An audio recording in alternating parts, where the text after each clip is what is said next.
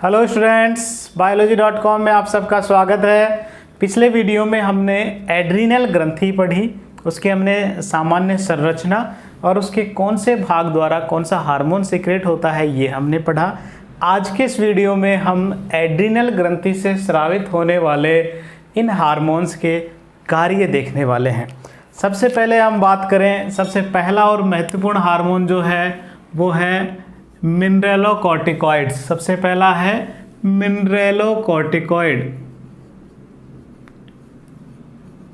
Mineralocorticoids mineralocorticoids ये जो hormones है ये स्रावित कहाँ से हो रहे हैं? ये एड्रीनल का जो बाहरी भाग है कॉर्टेक्स, एड्रीनल कॉर्टेक्स के जोना ग्लोमेरुलोसा से सीक्रेट होता है। ठीक है, ये जो मिनरेलोकॉर्टिकॉइड्स होते हैं ये वास्तव में ग्रुप ऑफ हार्मोन्स है। मीन्स कुछ हार्मोन्स जो है वो जो मिलकर जो एक समूह बना रहे हैं उनको हम सम्मिलित रूप से मिनरेलोकॉर्टिकॉइड कह रहे हैं। तो मिनरेलोकॉर्टिकॉइड सीक्रेट होते हैं एड्रीनल कॉर्टेक्स के जोना ग्लोमेरुला भाग से सीक्रेट होता है। इसमें जो सबसे प्रमुख मिनरेलोकॉर्टिकॉइड्स बहुत सारे होते हैं, उनमें सबसे जो प्रमुख है वो है एल्डोस्टेरोन। सबसे प्रमुख जो है वो है एल्डोस्टेरोन। ये इन सभी में प्रमुख हार्मोन है, महत्वपूर्ण हार्मोन है इन सभी में। ठीक है, तो मिनरेलोकॉर्टिकॉइड्स जो है वो जोना ग्लोमेरुलोसा से सीक्रेट हो रहे हैं, जिनमें सबसे महत्वपूर्ण है एल्डोस्टेरोन। कौन सा है? एल्डोस्टेरोन सबसे महत्वपूर्ण हार्मोन है। ठीक है, यह हार्मोन क्या कार्य करता है ये सबसे ज़्यादा महत्वपूर्ण है। इस हार्मोन का जो कार्य जैसे कि नाम से जाहिर है, देखो मिनरल, यहाँ मिनरेलोकॉर्टिकॉइड में आ रहा है मिनरल, तो ये जो हार्मोन है ये मिनरल्स बैलेंस का काम करता है। हमारी बॉडी में मिनरल्स जो होते हैं, लवण जो होते हैं, या हम कह सकते हैं इन्हें साल्ट, या फिर ये जो है वो एक प्रकार के इलेक्ट्रोलाइट होते हैं। तो इलेक्ट्रोलाइट बैलेंस का काम करते हैं, यानी कि आपका जो द्रव्य, जो शारीरिक द्रव्य होता है, जैसे मोस्टली हमारा ब्लड जो है, उस ब्लड में ये साल्ट बैलेंस का काम करते हैं। मिनरल्स, लवण जो होते हैं, उन लवणों के बैलेंस का काम करते हैं। क्या काम करते हैं? ये हमारे शरीर में या तो आप इन्हें वैद्युत अपघट्य कह दो, या लवण कह दो, या फिर आप खनिज लवण कह दो, एक ही बात है। इन सभी का नियमन करने का कार्य, उन सबको रेगुलेट करने का, उनको कंट्रोल करने का काम जो है वो एल्डोस्टेरोन हार्मोन करता है। कौन कर रहा है ये काम? एल्डोस्टेरोन हार्मोन ये कार्य करता है। इसी वजह से इन हार्मोनों को साल्ट रिटेनिंग हार्मोन कहते हैं। साल्ट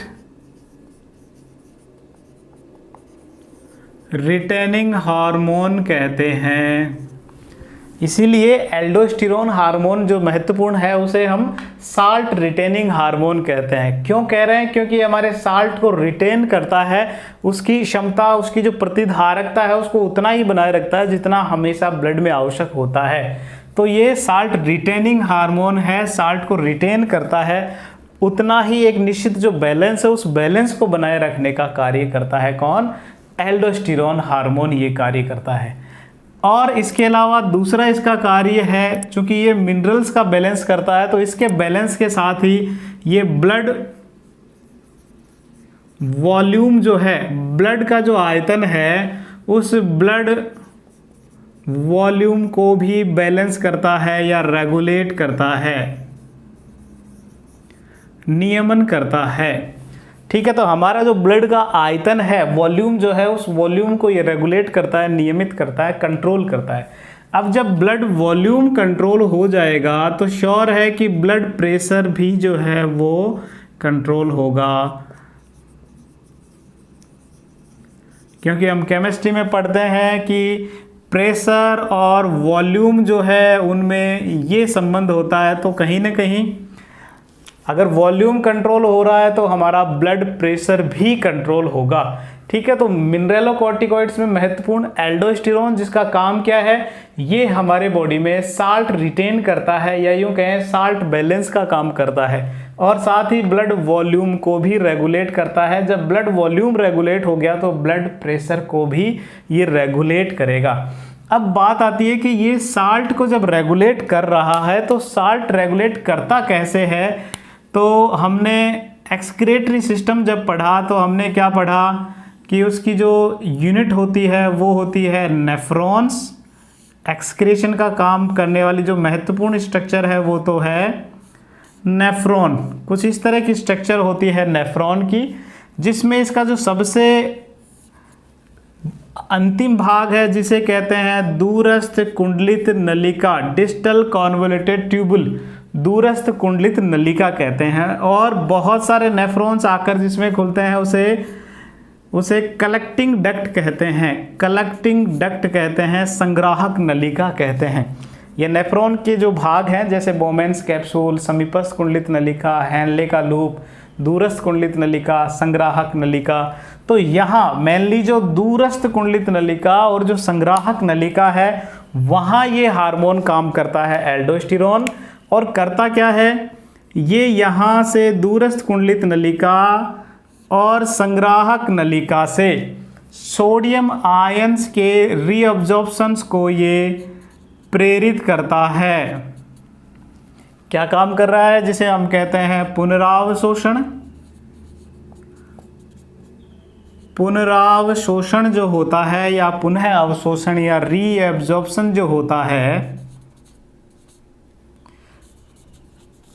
रीअब्जॉर्प्शन जो है वो बढ़ाता है, उसको बढ़ाता है किसका, सोडियम आयन का। तो ये हार्मोन क्या काम कर रहा है, दूरस्थ कुंडलित नलिका और संग्राहक नलिका से सोडियम आयन के जो अवशोषण है, जो पुनरावशोषण है, उसको प्रेरित करता है, बढ़ाता है।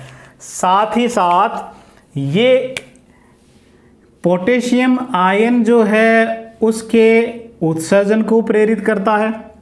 सोडियम आयन को तो अवशोषित करके वापस ब्लड में डालता है और पोटेशियम आयन को जाने देता है कि यूरिन के साथ इसे बाहर निकालना। तो ये दूसरा काम क्या किया इसने, ये जो पोटेशियम आयन है उस पोटेशियम आयन और साथ में कुछ H+ आयन जो है इन्हें ये उत्सर्जित करता है। क्या काम करता है, इन्हें उत्सर्जित करता है। तो एल्डोस्टेरोन हार्मोन का कार्य क्या हुआ, ये हमारे बॉडी में साल्ट बैलेंस करता है और ब्लड वॉल्यूम को रेगुलेट करता है। और करता कैसे है, ये हमारी किडनी में जो नेफ्रॉन्स होते हैं लाखों की संख्या में, उन नेफ्रॉन्स की दूरस्थ कुंडलित नलिका और संग्राहक नलिका से सोडियम आयनों के अवशोषण को तो प्रेरित करता है और पोटेशियम आयन के उत्सर्जन को बढ़ाता है, उनका उत्सर्जन जो है वो ज़्यादा होने देता है ये हार्मोन एल्डोस्टेरोन। इस तरह एल्डोस्टेरोन जो है वो हमारे बॉडी में साल्ट बैलेंस का काम और ब्लड वॉल्यूम को कंट्रोल करने का, रेगुलेट करने का काम करता है। अब नेक्स्ट बात ये आती है कि ये जो हार्मोन है, इस हार्मोन का रेगुलेशन कैसे होता है, इस हार्मोन को कंट्रोल कौन करता है। तो ये जो हार्मोन है एल्डोस्टेरोन, इस एल्डोस्टेरोन का रेगुलेशन होता है एंजियोटेंसिन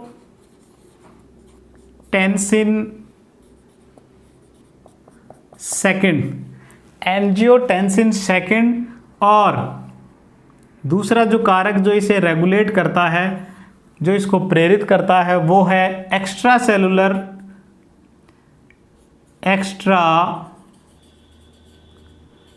सेलुलर पोटेशियम आयन। तो इस सब को प्रेरित करने का जो कार्य करता है वो कौन से दो कारक हैं, तो वो है, एक है एंजियोटेंसिन सेकंड। ये जब एंजियोटेंसिन सेकंड बढ़ता है तो ये इस क्रिया को, एल्डोस्टेरोन को प्रेरित करके इस क्रिया को बढ़ाता है। इसी तरह अगर आपके कोशिकाओं के बाहर जो द्रव्य है, एक्स्ट्रा सेलुलर फ्लूइड जो है, उस एक्स्ट्रा सेलुलर फ्लूइड में अगर K+ आयन, पोटेशियम आयन बढ़ते हैं तो भी ये क्रिया जो है वो बढ़ती है। तो इस तरह ये दोनों का बढ़ना जो है इस एल्डोस्टेरोन को प्रेरित करता है और फिर ये क्रिया होती है।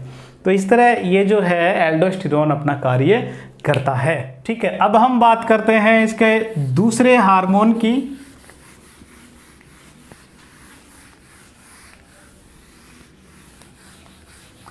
दूसरा जो भाग है कॉर्टेक्स का, जिसे कहते हैं जोना फेसिकुलेटा। दूसरा ये जो भाग है ये है जोना फेसिकुलेटा एड्रिनल कॉर्टेक्स का। ठीक है, इसके द्वारा ग्लूकोकॉर्टिकॉइड्स का सिक्रेशन होता है। इसके द्वारा कौन से हार्मोन्स का सिक्रेशन होता है?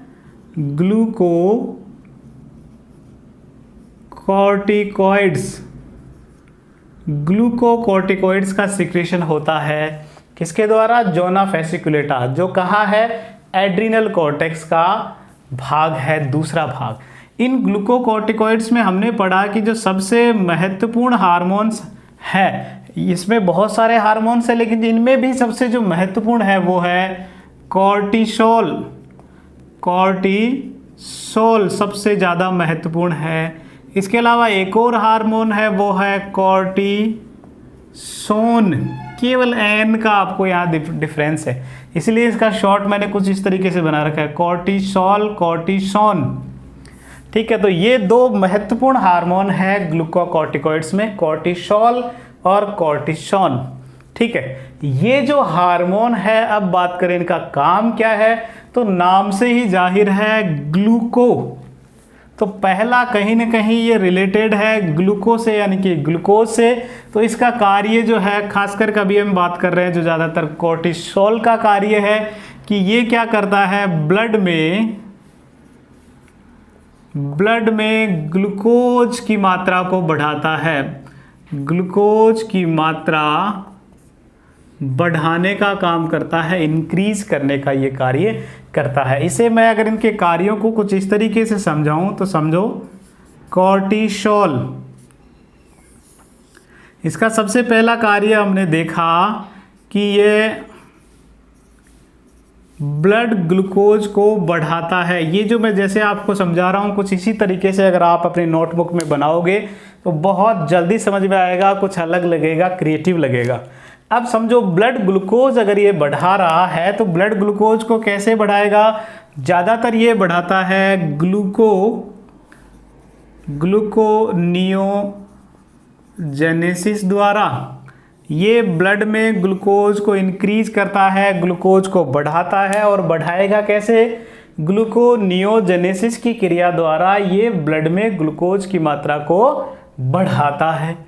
ग्लूकोनियोजेनेसिस क्या होता है? ग्लूकोज का कार्बोहाइड्रेट के अलावा यानी कि प्रोटीन और वसाओं द्वारा बनना। ग्लूकोज बन रहा है लेकिन किससे? वसाओं द्वारा और प्रोटीन के द्वारा अगर ग्लूकोज बनता है तो उसे ग्लूकोनियोजेनेसिस कहते हैं। अब चूंकि यहाँ हम दूसरे तरीके से समझो, ग्लूकोज बनेगा वो बनेगा या तो एमिनो एसिड से बनेगा, क्योंकि प्रोटीन टूटेगा, प्रोटीन टूट के ग्लूकोज बनाएगा एमिनो एसिड्स बना के, या फिर फैटी एसिड्स बनाएगा, फैटी एसिड से ग्लूकोज बनेगा। तो श्योर है कि ग्लूकोज बनाना है तो एमिनो एसिड्स भी चाहिए, फैटी एसिड्स भी चाहिए, तभी तो ग्लूकोज बनेगा। अब एमिनो एसिड्स और फैटी एसिड्स कैसे मिले हमें? एमिनो एसिड्स किससे मिलेगा? प्रोटीन से। फैटी एसिड्स किससे मिलेंगे? वसाओं से। तो इसका अगला कार्य कुछ ऐसा ही हो गया। ये क्या काम करता है? प्रोटियोलाइसिस। प्रोटियोलाइसिस का काम करता है, यानी कि प्रोटीन का लाइसिस, प्रोटीन का तोड़ना, प्रोटीन का टूटना। ठीक है, तो प्रोटियोलाइसिस क्या है? प्रोटीन का विघटन। ठीक है, तो अगला कार्य बड़ा आसान हो गया ना। आपको ये यहां से शुरू करना है, ब्लड ग्लूकोज बढ़ाना है। ब्लड ग्लूकोज बढ़ेगा किससे? ग्लूकोनियोजेनेसिस द्वारा। ग्लूकोनियोजेनेसिस के लिए चाहिए क्या? एमिनो एसिड्स और फैटी एसिड्स। एमिनो एसिड्स कहाँ से मिलेंगे? प्रोटीन के टूटने से। तो अगला काम ये क्या करेगा? प्रोटीन को तोड़ेगा। फैटी एसिड्स भी चाहिए, तो ये फैटी एसिड्स बनाने के लिए क्या काम करेगा? वसाओं को तोड़ेगा, और वसाओं का टूटना लिपोलाइसिस कहलाता है। लिपोलाइसिस का काम करेगा। लिपोलाइसिस, लिपिड यानी कि वसा, लाइसिस का मतलब टूटना, तो वसा का विघटन हिंदी में कहें तो इसने दूसरा काम किया। तीसरा काम क्या किया? वसाओं के विघटन को ये प्रेरित करता है। तो देखो ब्लड ग्लूकोज बढ़ाया ग्लूकोनियोजेनेसिस द्वारा, ग्लूकोनियोजेनेसिस के लिए चाहिए तो एमिनो एसिड्स, तो प्रोटीन्स को तोड़ा, इसी के लिए चाहिए फैटी एसिड्स, तो लिपिड्स को तोड़ा, वसाओं को तोड़ने का काम किया। इसके अलावा जो इसका अगला कार्य है, ये लीवर में यूरिया बनने की क्रिया को प्रेरित करता है, जिसे कहते हैं यूरियोजेनेसिस। यूरियोजेनेसिस को भी ये प्रेरित करता है। प्रेरित के लिए आप तीर का निशान ऊपर लगाएं। ब्लड ग्लूकोज बढ़ा रहा है, यहाँ पर भी ये काम कर रहा है, यहाँ पर भी ये तोड़ने का ही काम कर रहा है, यहाँ पर भी बढ़ाने का ही काम कर रहा है। जहाँ पर भी किसी को बढ़ा रहा है तो हम तीर का निशान ऊपर की ओर कर रहे हैं, कहीं घटाएगा तो हम नीचे के लिए यूज करेंगे। तो ये यूरियोजेनेसिस को प्रेरित कर रहा है। यूरियोजेनेसिस, यूरिया निर्माण की क्रिया, ये कहाँ होती है? ये होती है लीवर में। ठीक है, तो यूरियोजेनेसिस की क्रिया को प्रेरित करता है कौन? Cortisol hormone, cortisol. ठीक है, इसके अलावा बात करें इसके अगले कार्य की, तो यह हार्मोन जो है वो एंटी इन्फ्लेमेटरी होता है। ये भी बहुत महत्वपूर्ण बिंदु है। एंटी इन्फ्लेमेटरी,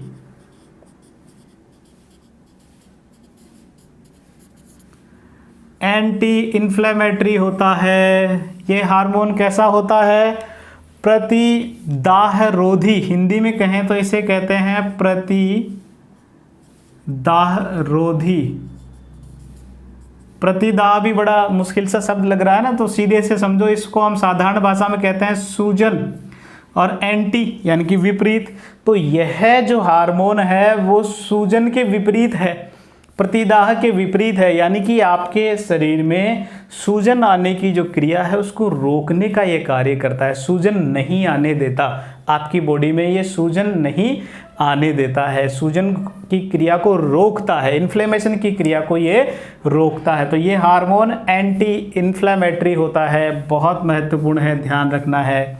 तो एंटी इन्फ्लेमेटरी है। इसके अलावा ये हमारा जो जीआई ट्रैक है, हमारा जो आहार नाल है, उस आहार नाल में कैल्शियम के अवशोषण को रोकता है।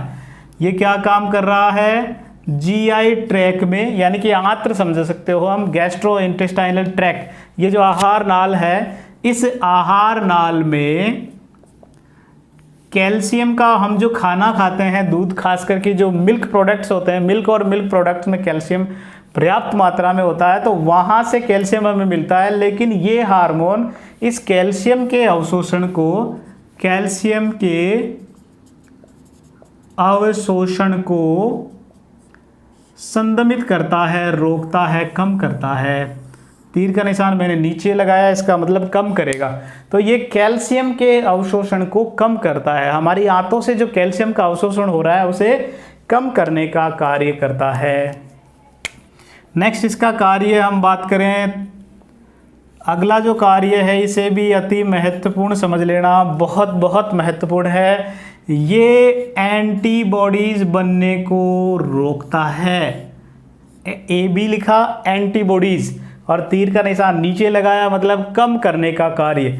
कॉर्टिसोल क्या करता है? कॉर्टिसोल एंटीबॉडीज बनने की क्रिया को संदमित करता है, रोकता है, इनहिबिट करता है कॉर्टिसोल। अब जब एंटीबॉडीज नहीं बनने दे रहा है, इसका मतलब हमारी प्रतिरक्षा के क्या है? ये विपरीत है। प्रतिरक्षा इम्यून सिस्टम को दबा रहा है, सप्रेस कर रहा है, रोक रहा है। इसीलिए इस हार्मोन को हम इम्यून सप्रेसिव हार्मोन कहते हैं। इसे हम क्या कहते हैं? यहाँ मैं शॉर्ट में लिख देता हूँ, यहाँ आपको स्क्रीन पे वो दिख जाएगा। Immune suppressive hormone, immune suppressive hormone है ये। कॉर्टिसोल क्या होता है? एक तरह का इम्यून सप्रेसिव हार्मोन है। इम्यून सप्रेसिव हार्मोन यानी कि आपके इम्यून सिस्टम को सप्रेस करता है, संदमित करता है, दबाता है, रोकता है ये हार्मोन।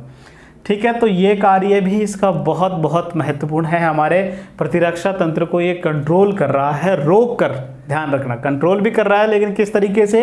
एंटीबॉडीज की बनने की क्रिया को रोक कर।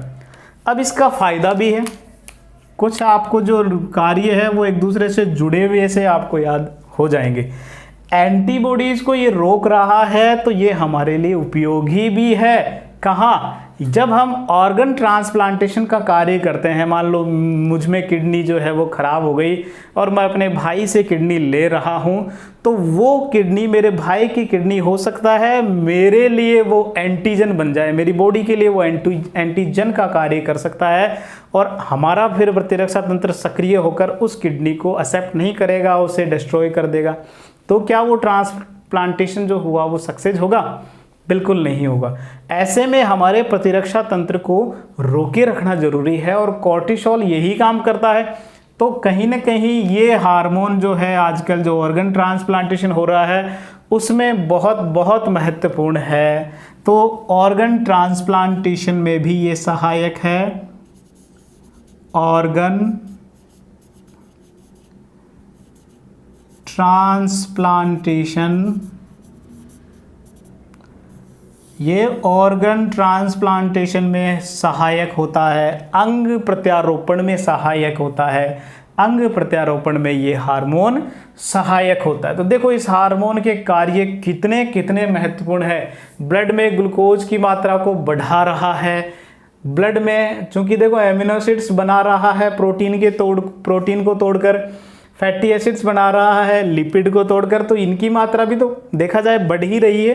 तो इसको भी आप कार्य समझ सकते हो, कुछ बुक्स में ये मिलेगा आपको कि ये ब्लड में ग्लूकोज, एमिनो एसिड्स और फैटी एसिड्स की मात्रा को बढ़ाता है। तो इस तरह बढ़ा ही रहा है, क्यों?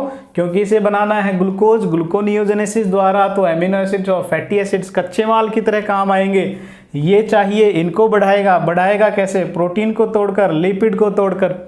इसके अलावा यूरिया बनाने में ये सहायक है, आपके शरीर में सूजन को ये कम करने का काम करता है, आपके आंत्र से कैल्शियम के अवशोषण को ये कम करता है, हमारे शरीर में एंटीबॉडीज को बनने को रोकता है, इसलिए ये इम्यून सप्रेसिव हार्मोन है और इसका फायदा है ऑर्गन ट्रांसप्लांटेशन में ये सहायक होता है।